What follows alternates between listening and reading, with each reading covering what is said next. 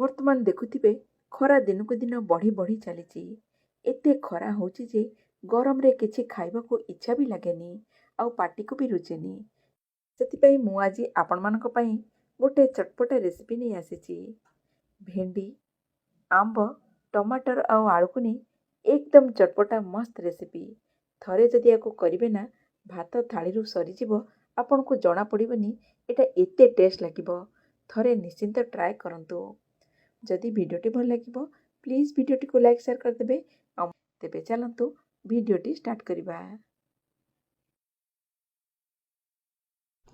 ଏଠି ମୁଁ ଭେଣ୍ଡି ନେଇଛି। ଭେଣ୍ଡିକୁ ଆଗରୁ ଧୋଇ ଦେଇଥିଲି। ଧୋଇଲା ପରେ ଏମିତି ବଡ଼ ବଡ଼ ପିସ୍ କରିକି ଏମିତି କାଟି ନେବା।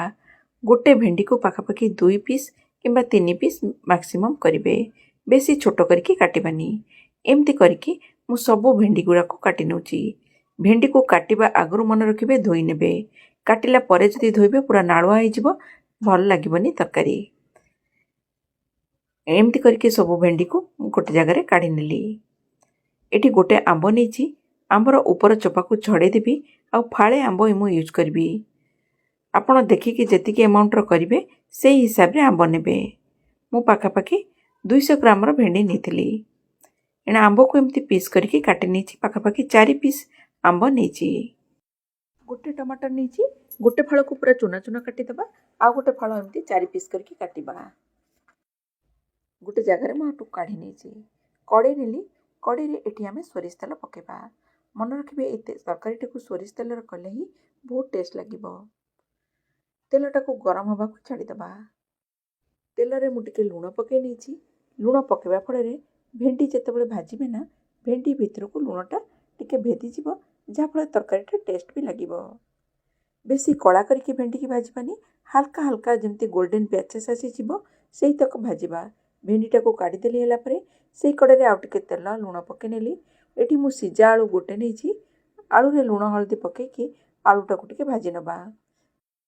ଆଳୁଟାକୁ ଭାଜିଲା ଭିତରେ ଚାଲନ୍ତୁ ମସଲାଟାକୁ ରେଡ଼ି କରିନେବା। ମସଲାରେ ଏଠି ନେଇଛି 2 ଚାମଚ ସୋରିଷ, 1 ଚାମଚ ଜିରା, 1 ଚାମଚ ପୋସ୍ତ, 1 ଶୁଖିଲା ଲଙ୍କା, କଞ୍ଚା ଲଙ୍କା ଆଉ ରସୁଣ। ସବୁ ଜାଗାକୁ ଗୋଟେ ବ୍ଲେଣ୍ଡରରେ ନେଇଯିବା, ଆଉ ଭଲ ଭାବରେ ଚିକଣ କରିକି ବ୍ଲେଣ୍ଡ କରିନେବା। ମନେ ରଖିବେ ସୋରିଷ, ଜିରା, ପୋସ୍ତ, ଲଙ୍କା ଆଉ ରସୁଣ। ଏଣାକୁ ଭଲ ଭାବରେ ଧୋଇଲା ପରେ ଗୋଟେ ବ୍ଲେଣ୍ଡରରେ ନେଇଗଲି। ଟିକେ ପାଣି ଆଡ଼୍ କରିକି ଚିକଣ କରିକି ମୁଁ ବାଟି ନେଉଛି। ଦେଖନ୍ତୁ ବଢ଼ିଆ ଭାବରେ ବାଟି ନେଲି ଚିକଣ କରିକି।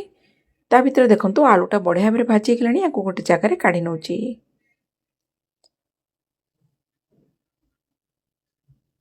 ଏଠି 4 ଫାଳ ଟମାଟର, ଗୋଟେ ଟମାଟୋ ଯେଉଁ 2 ଫାଳ କରିଥିଲି ସେଥିରୁ ଗୋଟେ ଫାଳରୁ 4 ଫାଳକୁ ଟିକେ ଭାଜି ନେବି।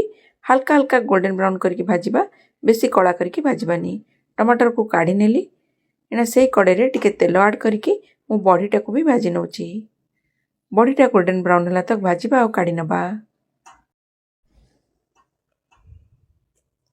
ସେଇ କଡ଼େଇରେ ମୁଁ ଫୁଟଣ, ଶୁଖିଲା ଲଙ୍କା, ଗୋଟେ ପିଆଜକୁ ସ୍ଲାଇସ୍ କରିକି କାଟି ନେଇଛି, ଆଉ ଟିକେ ଭୃସଙ୍ଗ ପତ୍ର। ପିଆଜକୁ ହାଲକା ଗୋଲ୍ଡେନ୍ ବ୍ରାଉନ୍ ହେଲା ତକ ଭାଜିବା। ବେଶୀ କଳା କରିକି ଭାଜିବେନି, ଯାହାଫଳରେ ଟେଷ୍ଟ ବି ଭଲ ଲାଗିବନି। ଆଉ ଗ୍ୟାସ୍ର ଫ୍ଲେମ୍କୁ ସବୁବେଳେ ଲୋ ମିଡ଼ିୟମ୍ ରଖିବେ। ଦେଖନ୍ତୁ ପିଆଜଟା ବଢ଼ିଆ ଭାବରେ ଭାଜି ହେଇଗଲାଣି। ଏଇନା ସେଥିରେ ପକାଇ ନେଉଛି ଆମ୍ବ। ଆମ୍ବଟାକୁ ହାଲକା ବି ପିଆଜ ସାଙ୍ଗରେ ଭାଜି ନେବା। ଦେଖନ୍ତୁ ଆମ୍ବଟା ବଢ଼ିଆ ଭାବରେ ଭାଜି ହେଇଯାଇଛି। ଏଥିରେ ଗୋଟେ ଟମାଟର ଯେଉଁ ଫାଳେ ଟମାଟରକୁ ଚୁନା ଚୁନା କାଟି ଦେଇଥିଲି ତାକୁ ବି ପକାଇ ନେଲି। ଟମାଟରଟା ନରମ ହେଲା ତକ ଭାଜିବା। ଚାହିଁଲେ ଏଇ ଷ୍ଟେଜ୍ରେ ଟିକେ ପାଣି ଆଡ଼୍ କରିପାରିବେ। ଟମାଟରଟା ନରମ ହେଲା ପରେ ମସଲାକୁ ଯେଉଁ ବାଟିକି ରଖିଥିଲି ପକାଇ ନେଲି। ମସଲାଟାକୁ ମୁଁ ଛାଣି ଦେଇଥିଲି। ସେଥିରେ ହଳଦୀ ଗୁଣ୍ଡ ପକାଇ ନେବା, ଟିକେ ରାଗ ଲଙ୍କା ଗୁଣ୍ଡ ପକାଇ ନେବା, ସ୍ୱାଦ ହିସାବରେ ଲୁଣ ପକାଇବା। ଏଥିରେ ପାଣି ଟିକେ ଆଡ଼୍ କରିକି ସୋରିଷ ମସଲାଟାକୁ ଟିକେ ଫୁଟିବାକୁ ଛାଡ଼ିଦେବା। ପାଣି ସେଥିରେ ଆଡ଼୍ କଲା ପରେ ଆଳୁକୁ ଯେଉଁ ଭାଜିକି ରଖିଥିଲି ଆଳୁ ପକାଇ ନେଉଛି। ତା ସାଙ୍ଗରେ ଆଳୁଟା ବି ଭଲ ଭାବରେ ଫୁଟିଯିବ ଆଉ ଭଲ ଭାବରେ କଷି ହେଇଯିବ। ପାଖାପାଖି 2ରୁ 3 ମିନିଟ୍ ପାଇଁ ମୁଁ ଫୁଟିବାକୁ ଛାଡ଼ି ଦେଉଛି। ଦେଖନ୍ତୁ 3 ମିନିଟ୍ ପାଖାପାଖି ହେଇଗଲାଣି। ଭେଣ୍ଡିକୁ ଭାଜିକି ରଖିଥିଲି, ଭେଣ୍ଡି ପକାଇ ନେବା। ଭେଣ୍ଡି ଅଲରେଡ଼ି ନରମ ଅଛି, ବେଶୀ ଆଉ ଫୁଟିବା ଦରକାର ନାହିଁ। ପାଖାପାଖି 1ରୁ 2 ମିନିଟ୍ ପର୍ଯ୍ୟନ୍ତ ଫୁଟିବାକୁ ଛାଡ଼ିବା। ଏଣା 1ରୁ 2 ମିନିଟ୍ ହେଇଗଲାଣି। ଏଥିରେ ମୁଁ 1 ଚାମଚ ଚିନି ପକାଇ ନେଉଛି, କାରଣ ଖଟାଟାକୁ ବାଲାନ୍ସ କରିବା ପାଇଁ ମୁଁ ଚିନି ଟିକେ ନେଇଛି। ଯଦି ଆପଣଙ୍କର ପସନ୍ଦ ନଥିବ ଚାହିଁଲେ ଆଭଏଡ଼ ବି କରିପାରିବେ।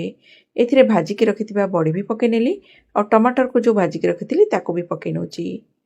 ଗ୍ୟାସ୍ର ଫ୍ଲେମ୍କୁ ଲୋ କରିକି ପାଖାପାଖି 1 ମିନିଟ୍ ତାକୁ ଫୁଟିବାକୁ ଛାଡ଼ିଦେବି। 1 ମିନିଟ୍ ପରେ ମୁଁ କାଢ଼ି ଦେଉଛି। ଏଣା ଏଥିରେ ତଡ଼କା ଲଗାଇବା। ତେଲ ନେଇଗଲି, ତେଲରେ ଟିକେ ହିଙ୍ଗୁ ପକାଇ ନେଲି, ଫୁଟଣ, ଜିରା, ଶୁଖିଲା ଲଙ୍କା, ରସୁଣକୁ ଛେଚିକି ରଖିଛି ପକାଇ ନେଲି, ଆଉ ଭୃଷଙ୍ଗ ପତ୍ର। ରସୁଣକୁ ବେଶୀ କଳା କରିକି ଭାଜିବାନି, ଟିକେ ସମୟ ପାଇଁ ଭାଜିବା। ଏଣା ଗ୍ୟାସ୍ର ଫ୍ଲେମ୍କୁ ମୁଁ ବନ୍ଦ କରିଦେଉଛି। ବନ୍ଦ କଲା ପରେ ଏଥିରେ ପକାଇଦେବି କାଶ୍ମୀରୀ ରେଡ଼୍ ଚିଲି ପାଉଡ଼ର, ଯାହାଫଳରେ ତରକାରୀର କଲର୍ଟା ବହୁତ ବଢ଼ିଆ ଭାବରେ ଆସିବ। ଭଲ ଭାବରେ ମିକ୍ସ କରିକି କଡ଼େଇରେ ପକାଇ ନେବା। ତା ଦେହରେ କାଟିକି ରଖିଥିବା ଧଣିଆ ପତ୍ର ବି ମୁଁ ପକାଇ ଦେଉଛି। ଏହି ତରକାରୀ ଏତେ ଟେଷ୍ଟ ଲାଗିବ, ଥରେ ନିଶ୍ଚିନ୍ତ ଟ୍ରାଏ କରି ଦେଖନ୍ତୁ। ତେବେ ଆଜିର ଭିଡ଼ିଓଟି ଆପଣମାନଙ୍କୁ କେମିତି ଲାଗିଲା? ଯଦି ଭଲ ଲାଗିଲା ପ୍ଲିଜ୍ ଭିଡ଼ିଓଟିକୁ ଲାଇକ୍ ସେୟାର କରିଦେବେ। ତେବେ ରହୁଛି, ପୁଣି ଦେଖା ହେବ ଗୋଟେ ନୂଆ ଭିଡ଼ିଓରେ।